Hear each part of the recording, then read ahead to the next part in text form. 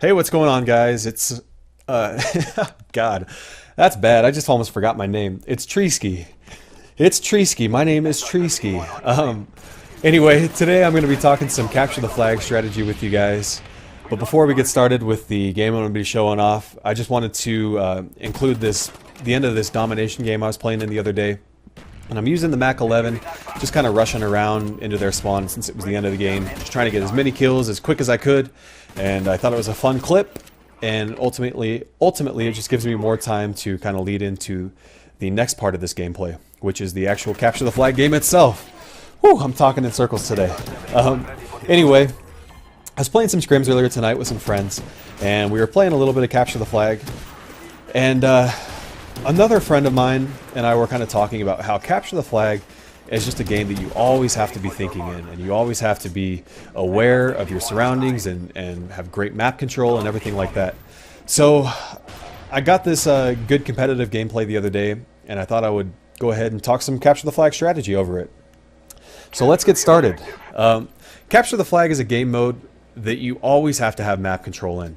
The entire game of capture the flag is, and I'm going to count how many times I say capture the flag in this video. It's already got to be like 300.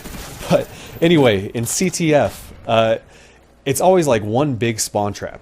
There are very, very sticky spawns in CTF. So if you learn those spawns, then you're going to be able to know exactly where the enemy's coming from and where they are at all times. And that gives you a huge advantage.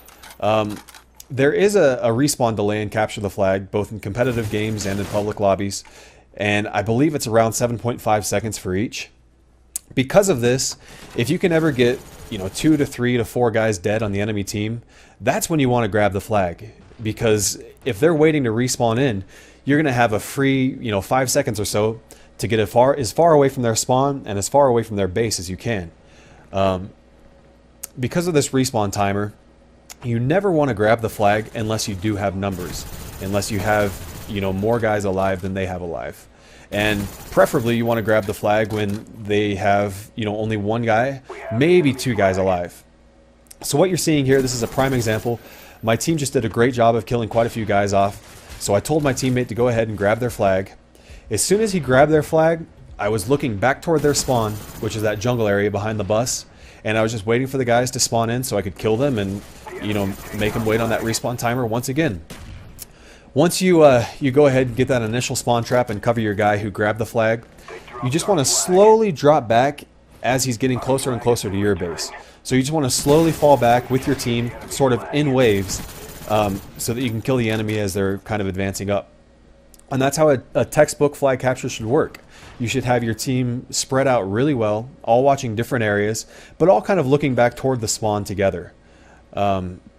Anyway, right here you're seeing that I know where their spawn is. It's in that jungle area where where those 2 guys just came from. But a second ago my teammate was pushed too far up there. So I know that at that point they're going to spawn in their secondary spawn.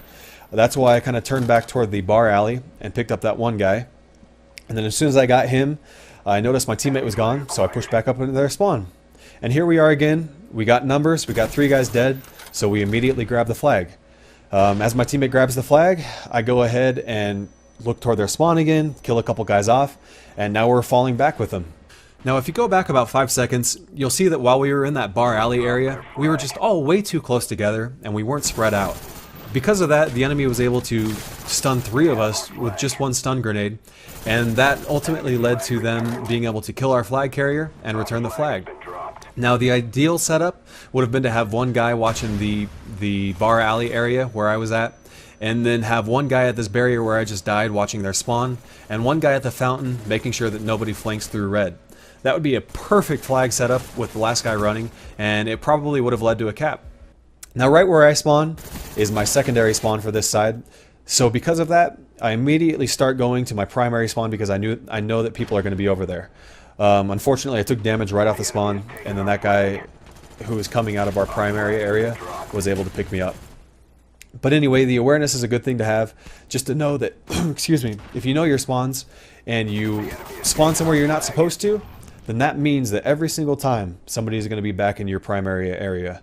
Primaria. I like that. We combine that one word. Anyway, see, I spawned again in my secondary spawn. So I'm just slowly looking toward yellow, and sure enough, there's a guy right there. Now, there were probably some more teammates of his back towards our primary spawn, but I just warned my team to kind of be on the lookout for that. And that's what they did. They end up picking a guy up who is getting close to our flag because he was back in that area. And now we can slowly advance our map control once again. Now, another mistake that I see a lot of people making is chasing the flag carrier. Basically, when somebody pulls your flag, you know exactly where they have to go in order to capture that. So you have a huge advantage. So there's really no reason to go ahead and chase them on their flag route, always being one step behind, trying to catch up, when you can just cut across the entire map and go exactly to where they're going to meet you, and then kill them when they don't expect it right there. So if you're ever in a position where you're last alive and you're near the enemy team's flag, don't go chasing him down, don't grab the flag, just find a good place to hide, wait till you see that little reticle getting closer and closer, and then you can go ahead and pop out at the last minute, kill him off. And another good thing, another good strategy when you kill the flag carrier is to go ahead and just wait a second. A lot of people, as soon as they get that flag carrier down, they're just going to go run straight to the flag and try to kill him. But the enemy team's doing the exact same thing. They're all trying to rush and get to that flag as well. So a lot of times you can use that flag as bait, let the enemy team think that it's safe, they'll try to go pick it up, and you can kill them off. And then you can go ahead and start the map control process all over again. So basically, to sum this all up, mind your spawns, understand where the enemy team's primary spawn is. If they ever spawn in their secondary spawn, then that means you're pushed up too far, and you just need to be expecting that. The other thing is just to slowly advance from position to position, trying to establish map control, and only grab the flag when you have map control. Unless it's a desperation scenario where you need a quick flag capture, and you think that, you know, as soon as you grab that flag, your team's going to be able to kill a couple guys instantly. Otherwise, you never want to grab that flag because there's going to be a better time if you can just win a couple gunfights. Other than that, just make sure that you trust your teammates and you trust them to have your back and win gunfights. And go to the areas where you don't have a teammate so that you can stay nice and spread out and keep that map control strong and go ahead and keep that game-long spawn trap. Anyway, guys, that's it. I hope this helped. I know that some of the language was repetitive. I kept saying spawn and capture the flag over and over and over again. But if you can think of a better synonym for spawn that's just as easy to say, for me to say with my tongue-tied self, you let me know and I will say that over spawn, spawn, spawn. Anyway, guys, hope you have a good day. Talk to you later.